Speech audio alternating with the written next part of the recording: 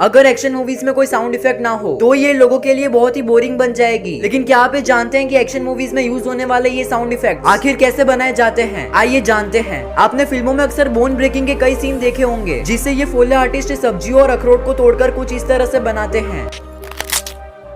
Ideally, the object वैसे ही तलवारबाजी के साउंड इफेक्ट को इन फोले आर्टिस्ट के द्वारा कुछ इस तरह से बनाया जाता है।